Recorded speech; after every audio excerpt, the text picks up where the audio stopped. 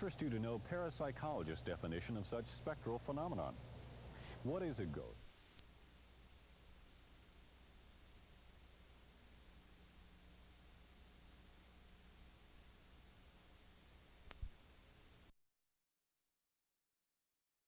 In parapsychology and ghosts and related topics and almost any other subject. When the subject of ghosts is first raised, immediately there are several basic questions.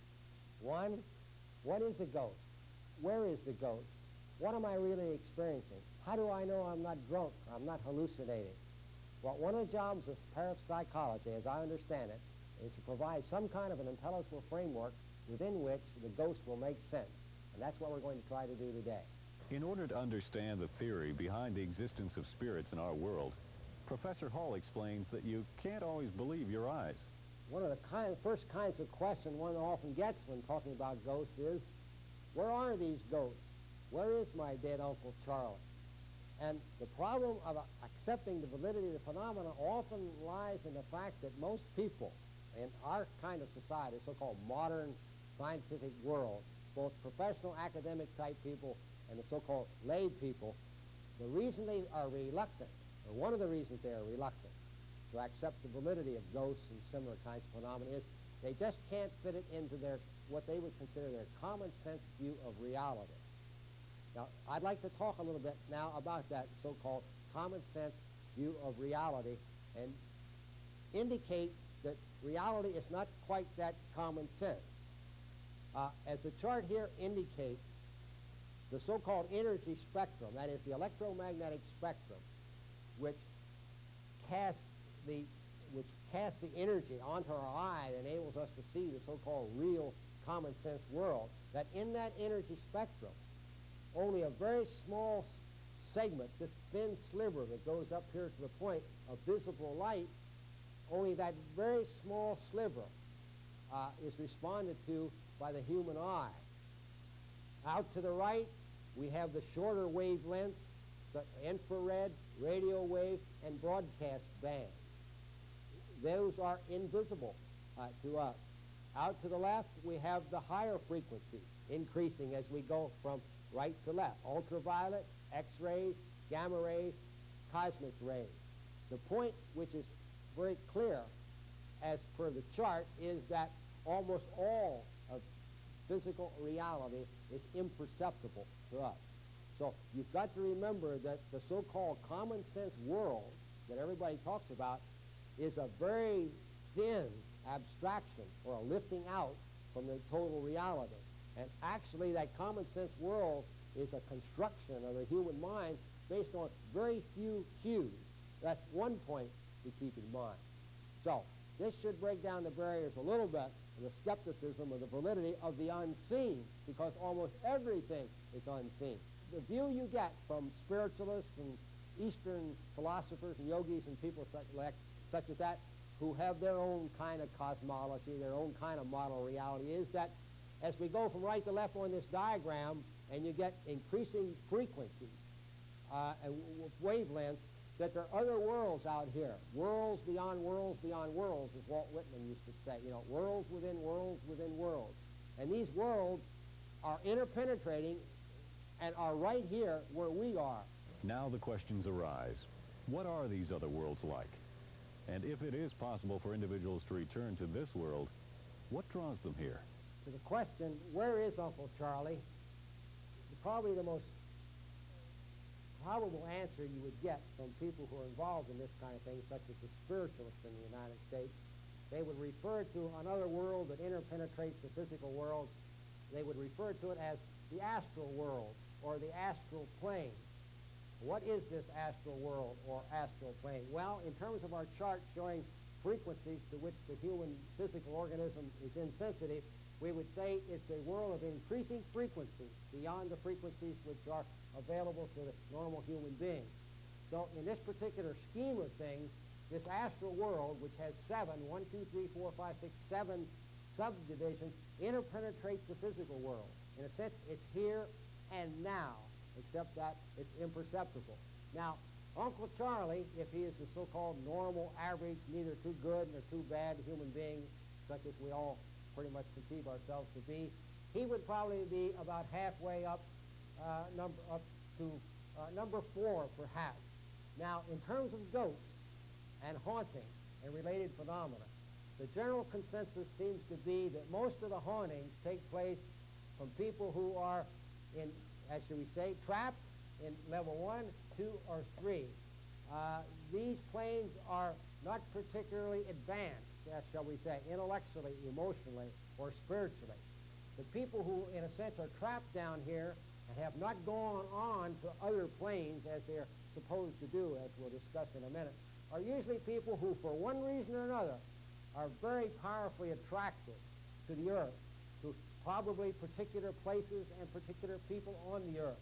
Well, why would they be attracted? Well, just as in ordinary life, we have people who are obsessed with certain ideas, certain kinds of behavior, certain places. And by obsessed, we mean they have an attraction, a concern that seems to be even more powerful than their conscious mind. They have very little control over it.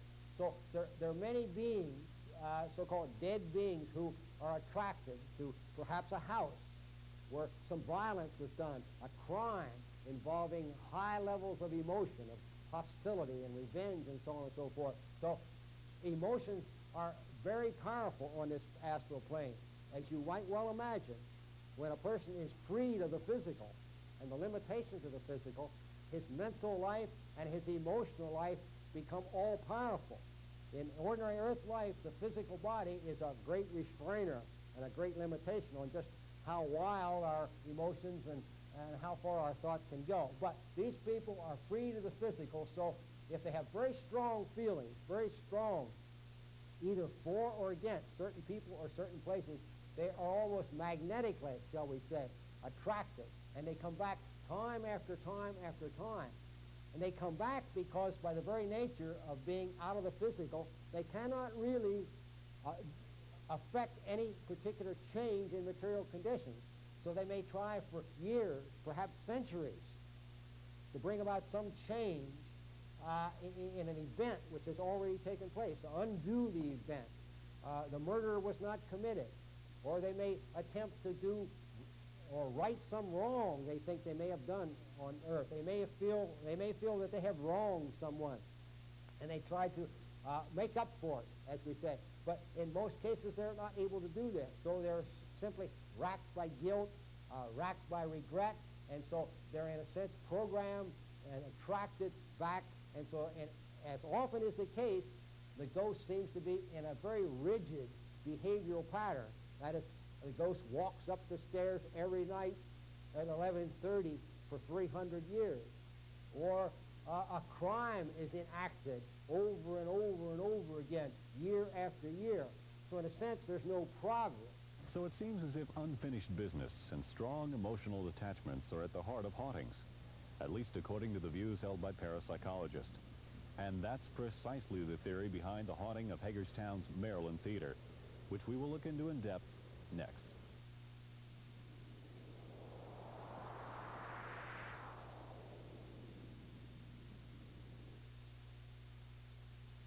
Save money. Because I don't waste my money on a fancy showroom, I can keep my prices down. In fact, I can guarantee my prices to be the lowest in the area. You can buy Bassett, Lane, Singer, all the best quality furniture for less at Baker's Furniture Warehouse, 23 West Lee Street in Hagerstown. Remember, I guarantee to save you money, for my name isn't Dennis Baker.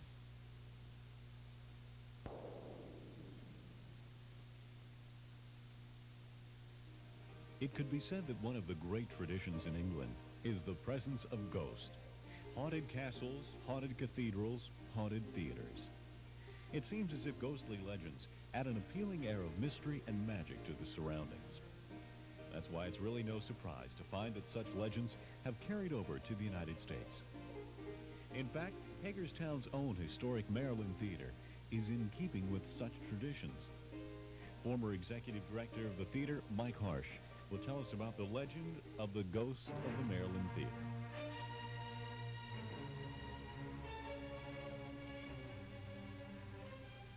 One of the interesting things that I learned about the Maryland Theater when I started working here in late 1979 was that there were a number of stories about a ghost in the Maryland Theater. At various times I would hear stories from people who either had worked here or who currently work here about a presence in the theater. Perhaps they heard whistling when no one was there, or they heard something rolling under the seats, or they felt a presence behind them or a cold draft, and when they turned around, there was no one there. After I was here for a while, I myself began to not only hear some of the stories, but I also occasionally began to think that I heard maybe there was a presence in the theater. After looking into it a bit more, I began to like to think about the spirit of the Maryland Theater, or the ghost of the Maryland Theater, as being a very protective one, a benevolent one that perhaps may have even saved the theater from destruction during the very big fire that destroyed the entire front of this building. Came right to the back of the theater where we're standing now, and then the fire stopped. And the theater itself, all its beauty, its history, was saved for all the rest of us for generations to come. If there is a spirit, it's probably one that is protective. I talked about this to a number of people, and one of the sons of one of the former managers of the Maryland Theater said that perhaps it was, in fact, his father, who was a manager here for many, many years, was forced into an early retirement and never really wanted to leave the place. And maybe this haunting was a way of him coming back and taking care of the theater. George N. Payette managed the Maryland Theater through 3 decades, ranging from the 1930s until his retirement in the early 1960s. With determination and commitment, Mr. Payette saw the theater through its prosperous years as well as its periods of decline. We spoke with his daughter, Pat Grove. My father, his name was George N. Payette, and he was the manager of the Maryland Theater from 1935 until 1962. My brother and sister and I really grew up at the Maryland Theater. We went to the movies many times, and we always had a special place to sit, about 5th or 6th row back on the right-hand side. And when it was time for us to leave, my father always stood in the back on the right-hand side, and he coughed. And we knew then it was time to get up and leave so we could get a ride home. If there is a ghost at the Maryland Theater, it possibly could be my father, because he loved the theater so much. And he would be a good ghost, though, because he'd like to see that it's being taken care of. In addition, there are a few other theories as to the identity. Could have been a performer, could have been a jilted lover of a performer. I'm sure that in the 4 years I was here, there were several people who were jilted by people backstage. Could have been a body that was found in the wreckage of the front part of the lobby after the fire in 1973. There are a lot of theories, and there's a lot of conjecture, and I think that it's a fascinating part of the history of any theater, including one as beautiful and full of history as this one. When I came to the Maryland Theater shortly after I started working here, stories about the ghosts began to surface. They were told frequently, although they are very minimal, as you know by what Mike Harsh has told you. There are only a few ghost stories, and pretty much they all take the same vein. There are people whistling, cans rolling down the aisles, people hearing people walking on the steps. Those are the kind of stories that we heard. I remember in particular one event that was conveyed to me by a gentleman, a young man who worked here at the Maryland Theater. He was a volunteer. As he was cleaning the theater one day, he decided that he was going to explore the little nooks and crannies that this building has quite a few of. And he started to climb up the ladder into the superstructure.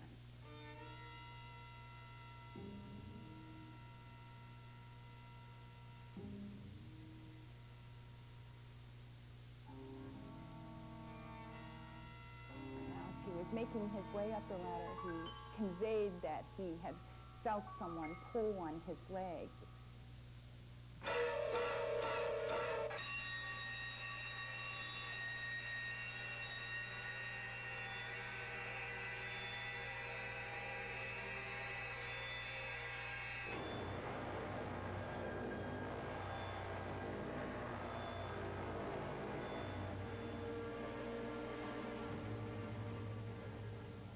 He immediately descended the ladder, made his way to the lobby, and conveyed his story to us who were in the lobby in a rather frightened voice. I like the whistling stories too. Several times, different people and myself, I had heard late at night, which was really early in the morning after a show. Say a show would be over at 11 o'clock. By the time loadout was finished, it might be 2 a.m. By the time the crew was finished cleaning up, having their dinner, 3, 4 a.m., walk up the theater and hear very ethereal, melodic whistling throughout the halls of the Maryland Theater. I had a little fun with that once in a while, too. Occasionally, when we'd have an employee working in here late at night, I used to like to sneak out of my office, which is about 2 stories above us, and up on top of the balcony and whistle myself and see what kind of reaction I got. Usually the reaction was out the door of the theater. Another story that I used to like to tell people was a story of one of our employees who did maintenance work and cleaning work. We used to like to tell the story of the ghost a lot, and after telling it to people often enough, then they began to have their own ghost stories. This particular employee, early one morning when the box office manager came to work, she found him sitting out in the plaza on a brilliant sunlit day. And she thought he looked rather pale. And she said, "What's the matter?" And he said, "Well, I went in to clean the theater, and as I was getting ready to come into the auditorium part of the theater, I heard somebody coming down the steps."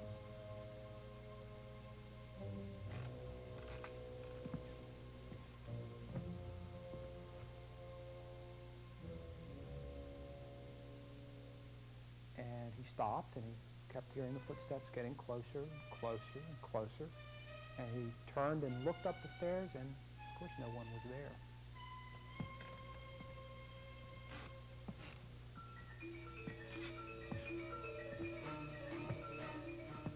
There's a great tradition in theater of ghosts. Probably the most famous one would be the Phantom of the Opera, which of course was a myth about a haunting, which in fact turned out to be an actor or performer who had been damaged physically in one way. Maybe that's why I always got a kick out of perpetuating the myth and sometimes adding to it myself. But we don't really know, and we do know that there have been many, many times when this theater was on the brink of disaster.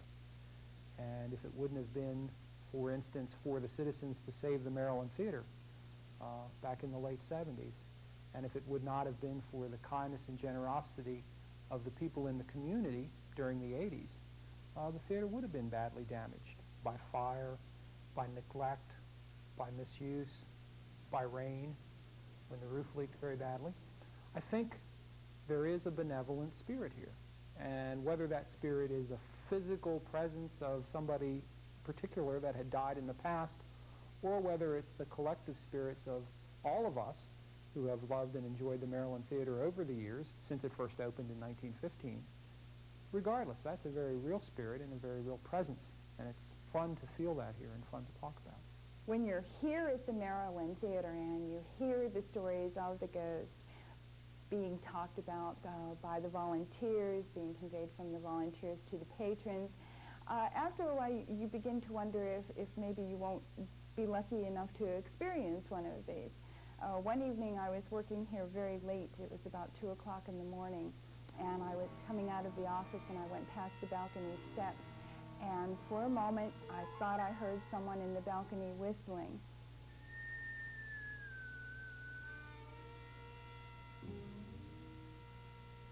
I had a moment of fright, but I also decided that if it was a ghost, he was a benevolent ghost. He was here to watch over the Maryland Theater, and he was watching over me.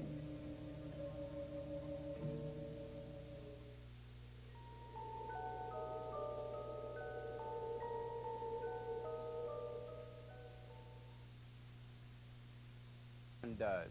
That's why I carry a revolving charge from Baker's Furniture. With a revolving charge, you'll get free layaway up to 90 days. Then you can choose your method of payment: cash, check, Visa, MasterCard, or Choice.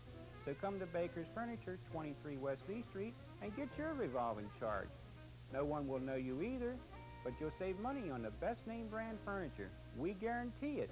The Baker Furniture revolving charge, don't go home without it.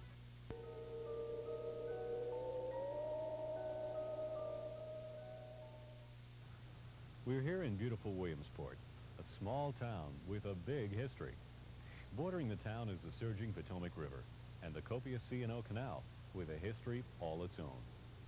Did you know that this little town was almost selected to be the U.S. capital? There's something else that remains here that so few people know about. It's the legend and memory of a mysterious lady found many, many years ago to wander the dark streets, alleys, and cemeteries of Williamsport. Her memory has faded with an era when ghost tales were matter of fact, and those who didn't believe were very few. Listen to just a few of the local residents who explain their accounts of the days when the Veil Lady roamed the streets of Williamsport.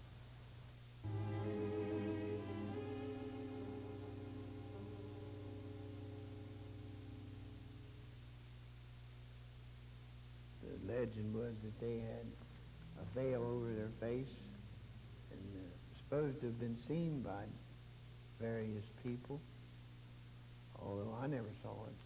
I've heard it when I first moved around here. I was living on Vermont Street, which was back in 1923, 24.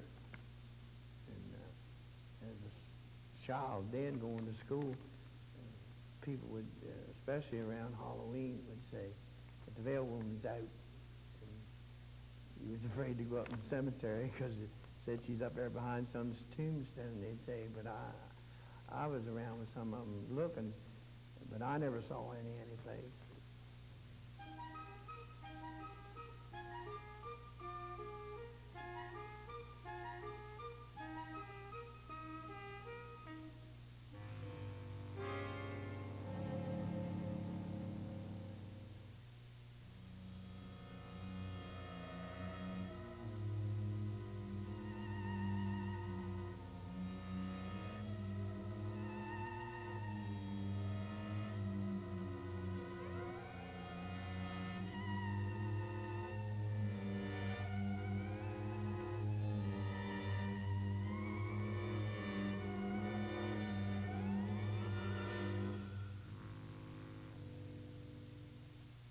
The legend of the Veil Lady in Williamsport has been around since I was a child.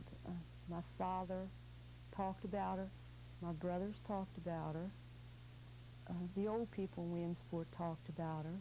Some joked, and some was very serious about her. My experience with her, it was very serious because she was very weird looking. She was small frame, and she had all dressed in black. She wore a veil. I'm not sure about a hat. I don't know what the veil was attached to. But you could see a face, but her features weren't plain through the veil. I imagine that's why she wore the veil. She didn't want you to see who she was. But as I think about it, I relive it, and my heart's pounding now because she really was scary.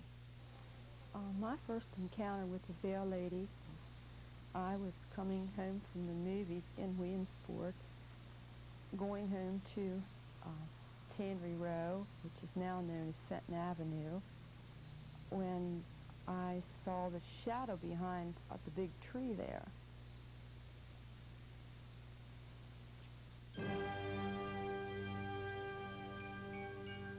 And as I started by, it moved and came out. And I went to the middle of the road, and she came toward me. So I turned and ran.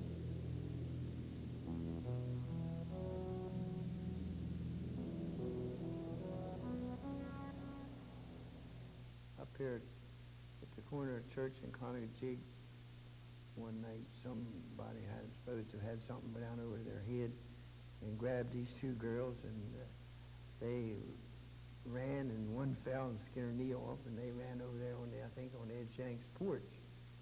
And but I don't remember them saying who it was. He never saw who it was. They were too scared, I guess.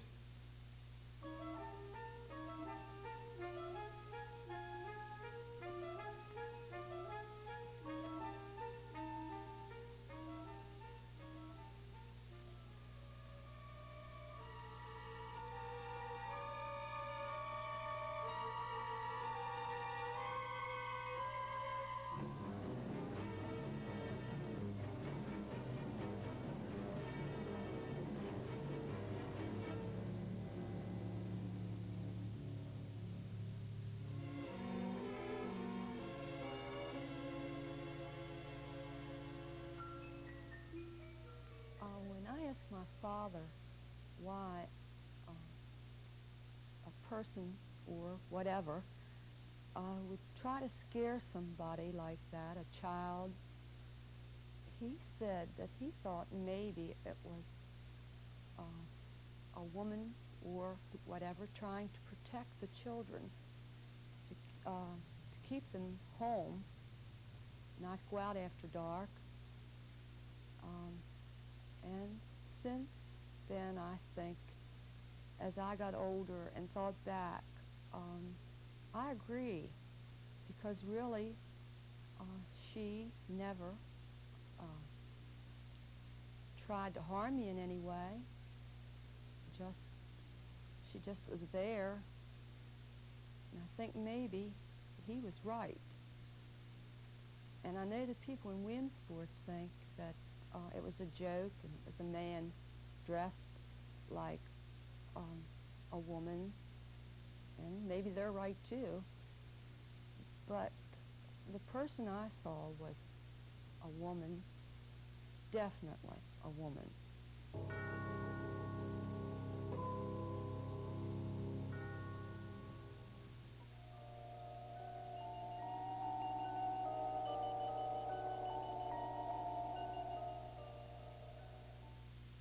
Lower prices.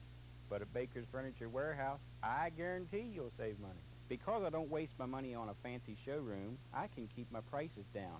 In fact, I can guarantee my prices to be the lowest in the area.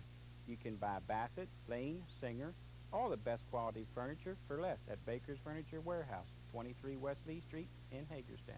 Remember, I guarantee to save you money, for my name isn't Dennis Baker.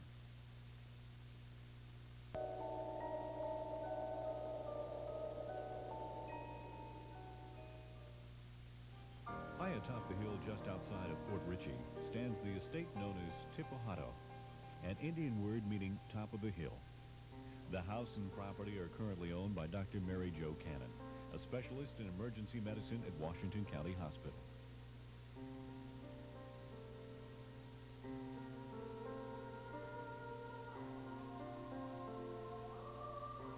It's an interesting story. I came to hear about the house when I first came to Hagerstown, began work in the emergency room, and started to work with the retarded citizens.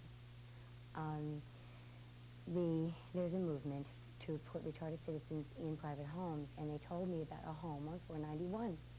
I went to see a real estate agent and asked if I could see the home on 491. We never saw another house. We drove out here, and he had to find it. He didn't even know of the house at that time. I saw it. We got an appointment for that afternoon. It had been on the market for 2 years.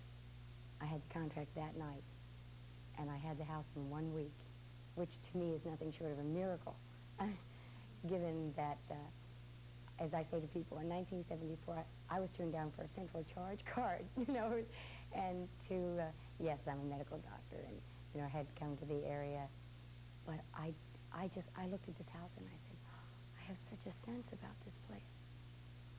I fell in love with it the first time I walked through, and it just seems more than a coincidence that things worked out so beautifully that my contract was accepted and that I had it in 1 week. I have tremendous sense that this is a very special place. The house was built in 1902 by Catherine Taylor, the only daughter of a wealthy banker from Baltimore. Catherine fell in love with a musician, but her father refused to grant her permission to marry beneath her class. When her father passed away and she came into her inheritance, she was yet a young woman. She came here, built this house bought the land for as far as you can see from the royal family. And she had parties. She raced greyhounds. She went on safaris to Africa. She had parties. And people would come in at the train station in Cascade, which was we were filming at the time, and they'd come by carriage up the hill to the carriage port, which she had built out here. I had heard all of this before I moved in. I knew that she lived here until she died. I knew she was buried next door in the cemetery next to the stone church. But no one had ever said anything about hauntings. But I had been here for a couple of days, and I was coming down the front stairway with a friend when the front door opened and closed. And it was an exceptional experience. And both of us we stopped and we looked. There was no wind. There weren't drafts. There was it felt like a summer afternoon. It was late September. But the door just opened and closed. And that, to me, has been a major type of occurrences in terms of what happened in the house. But was, again, maybe a month after that I was watching a TV show with the same friend, sitting upstairs, and the knob on the door right across from us opened, and the door opened and closed. And that at a couple of other points in the next couple of hours, the door, each time we just smiled and looked at each other, you know. And again, when I had been here during the first month, I had a tremendous sense of a presence in the room on this floor that is to your right when you first come in, which I think of as a formal dining room type area. And I just had a very strong sense of there being a type of presence in there. I thought I saw someone walking into the room. So that's the only time, and it was such a strong impression of someone walking into the room. Kind of glanced out the door and thought someone was walking into the room. I immediately surmised it was Linda and walked out and started talking to her. But she wasn't in the room. She was upstairs, so... At any rate, it wasn't long after I mentioned the door opening and closing. People said, oh, yes, it's haunted. You know, Catherine died. Everybody knows it's haunted, you know. And I would hear from other people that and I also talked with the family who owned it before, who'd never mentioned anything in reference to haunting, whose son had had a number of experiences similar to this in himself yet. So, of course. After so many unusual experiences at the house, a pattern of events developed. In reference to whether or not we have the occurrences coming in clusters or at certain times of the year, I have been here now over a year, and I've found myself beginning to watch. When I recently had the house reappraised, there were a number of things in one day. And there will be long periods of time during which everything is quiet. I wondered whether we would have more experiences today because we would be talking, but I haven't as yet had anything. Although that one day I was very much aware because of doors opening and closing, and when a friend arrived and I'd been cleaning and getting the house ready for the appraisal, and I mentioned that this was the room where Catherine had died, that there had been so much movement about it. And she made a statement to me in reference to Catherine, and the door slammed on the room. And it was one of those times, there's been approximately 3 times when, while discussing Catherine, something occurs. You know, an object will move, or as in this case, the door slammed shut because we looked at each other, and she said, I don't think Catherine liked that. It seems more than a coincidence that most of the occurrences revolve around the month of September. It's the month that I bought the house, and I saw it in the same month, and then I had it reappraised in the same month. Maybe we'll find a pattern. After our discussion with Dr. Cannon, we visited the cemetery in which Catherine was buried. It's a known fact that when Catherine passed away, she was in the front bedroom of the house. And according to the stone marking her grave, she died in the month of September. We asked Dr. Cannon how she came to believe that it was the ghost of Catherine Taylor that was haunting her home. That's my interpretation, although when I began to mention to people that the door opened and closed and that things moved or whatever, it seems that this is common knowledge among people who have been lived here for a long time, that things happen in this house and that it's Catherine. It's interesting, though, that the very first time I was in the house and the door opened and closed and I felt that sense of someone, I felt that it was Catherine. And how does it feel to be haunted by the ghost of the previous owner of your house? It's always been comfortable. There's never been anything frightening. Catherine has dispirited the energy here, and I see that as Catherine has always been benevolent, has always had good feelings about her, as well as everyone else who has had experiences here. The question of belief in ghosts is as old as man's imagination and intelligence. Some feel that believing in the existence of the supernatural indicates an impressionable nature, while others feel it shows a sensitivity and openness to infinite possibilities. Do ghosts really exist? As for the estate of Tipohato, only Catherine Taylor holds the answer. I have such a sense about this place.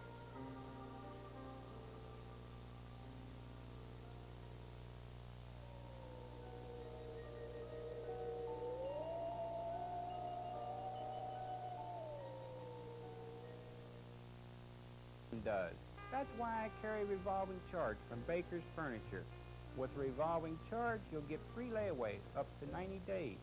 Then you can choose your method of payment: cash, check, Visa, MasterCard, or Choice. So come to Baker's Furniture, 23 West Lee Street, and get your revolving charge.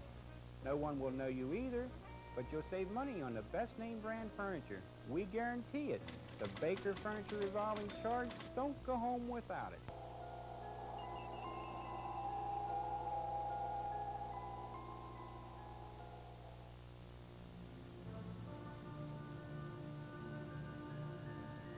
Here, in the presence of sombred souls, lies Michael Zittle, a man that grew to palatial importance for the inhabitants of South Mountain. Did you know of his existence? There was a time when he was the most valued man for miles and miles. In fact, they say even the local physicians would consult him from time to time. There's been some documentation of the existence of Wizard Zittle. Doug Boss, the local historian, will recount that existence and some of those legends and superstitions that are so much a part of South Mountain in the little town of Boonesboro.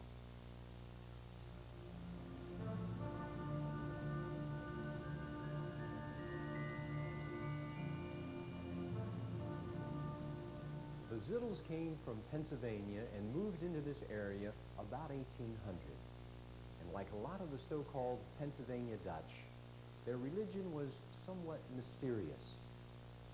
And pretty soon, Michael Zittle Jr. became known for his ability to bring about wondrous cures. And people were coming from all around, seeking his help and his advice, hoping to be cured. And many of them were very pleased and apparently felt that he could cure them. These cures were brought about from various charms, or you might say hex formulae, that were in an old German book in the possession of Zittle. Mrs. Dahlgren, who wrote about Zittle in 1882 in her book South Mountain Magic, felt that Wizard Zittle practiced black magic, that he was blasphemous. But actually, Zittle was a faith healer. These little charms were prayers to him. They were benedictions. And actually what he was doing was blessing the wound or blessing the illness.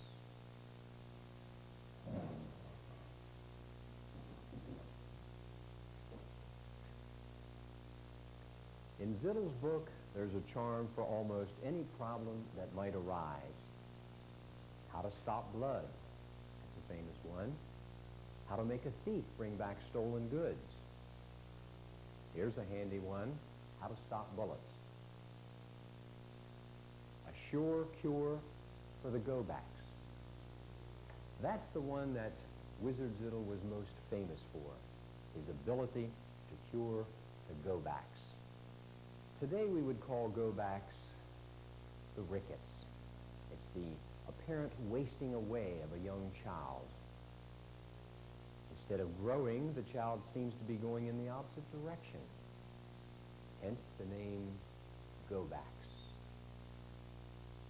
The cure for the go-backs was always done with great secrecy. The priestess would lay the child out on a table, studying the child and then slowly spreading his arms out in the form of a cross. Then she would take 2 pieces of special string. The first piece she would use to measure the child across from the fingertip to the fingertip to see how wide he actually was.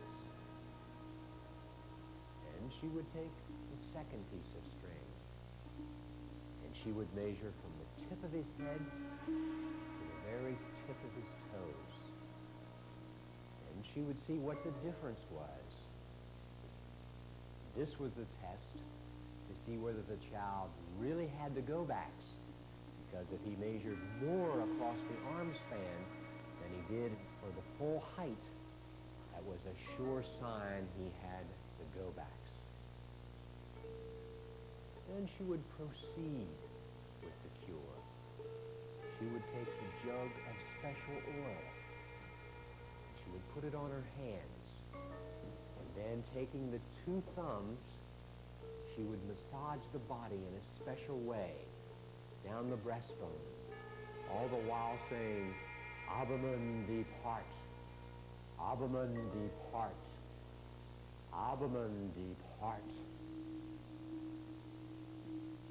Then she would take those 2 pieces of string, and the first piece she would wind around the hinge of the household door, and the second string around the lower hinge of the doorway. And then, as the normal opening and closing of the door, within a few days, those strings would be worn the whole way through. And when they were worn through, and the child was cured. That's if the charm really worked. Ah, South Mountain. It's a wonderful place to be. At least these days, it's not as filled with superstitions and legends. Or is it? In Wizard Michael Zittle's day, he roused the uncertainty in the minds of those who made South Mountain their home. And down there, in Zittle's town, is not only the home of Wizard Michael Zittle, but it's also the byway from which travelers made their way over South Mountain and down the old forgotten logging road. And many legends have waxed in this little community and remain to be a part of its heritage. Doug Bost will once again convey his knowledge of one of those legends that remain in the minds of so few, but should be carried on to future generations.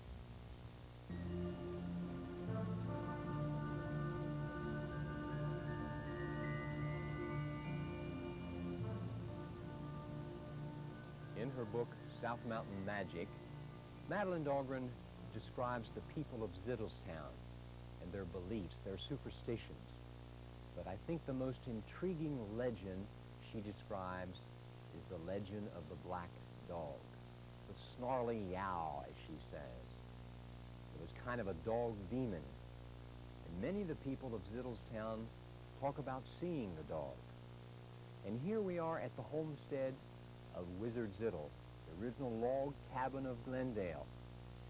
Now, Wizard Zittle didn't mention anything about the black dog, but I think it's very intriguing that right across from the front of his house, across the old road at the spring house, is where most people sighted the black dog.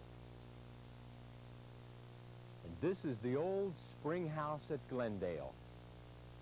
It was here that most folks said that they saw the black dog. Most of the descriptions were the same. They said the black dog suddenly came down the old mountain path here, went right by the old spring house, and then disappeared beyond in the mountains. And through the years, these descriptions were almost always the same. The dog was black, bigger than the average dog, ferocious looking. Sometimes the dog seemed to get bigger and then get smaller. Sometimes the dog seemed to have white spots that flashed. There was one gentleman that lived here by the name of Luke, and he describes the dog. He said, I was coming from Boonesboro one evening. It was late at night. I was hurrying home. He said it was all spooky here in the gorge. And he said, all of a sudden, right in front of me appeared the black dog. Couldn't even get by it. He said it was in the road, and all of a sudden it got bigger. I tried to get around it. But he said I had a shaft with me as I was walking, and he said, I tried to hit the dog, and I slashed at it. And he said, that piece of wood just went right through the dog as if it weren't there. And he said, then all of a sudden, the dog disappeared.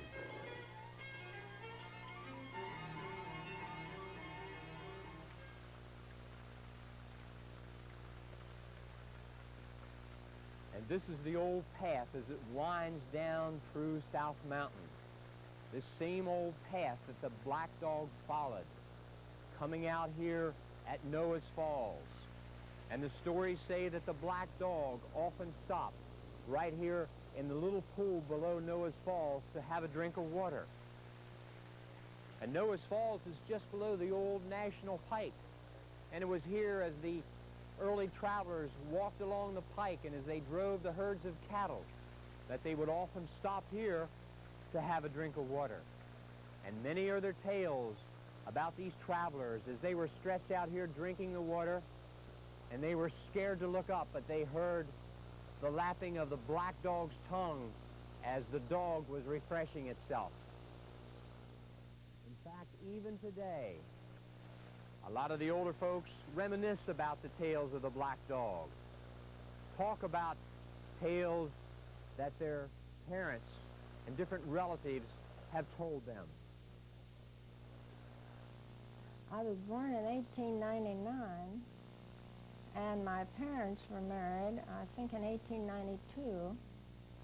And before that, of course, my father was courting my mother. And he lived in Frederick County, and she lived in Washington County, and he would ride horseback to visit her. And one time when he crossed the mountain at Dahlgren's, he saw the black dog. And he said that it looked like an ordinary dog to start with, but then it began to grow. And it seemed to stretch halfway across the road. And of course he yelled at it, and when he did, it went up in a puff of smoke. I've never seen the dog, of course. I hope I never do. But I've heard stories about it from different people, and I dare say any number of people saw it. They couldn't imagine a thing like that. It's been many years now since anyone has seen the black dog. But most of the local residents say the black dog is still around. It's just that people are buzzing by too quickly in their automobiles. They don't have time to see the dog. So the next time you're coming down South Mountain on the old National Pike, slow down as you get near Noah's Falls. Look over here and see if you can see the black dog.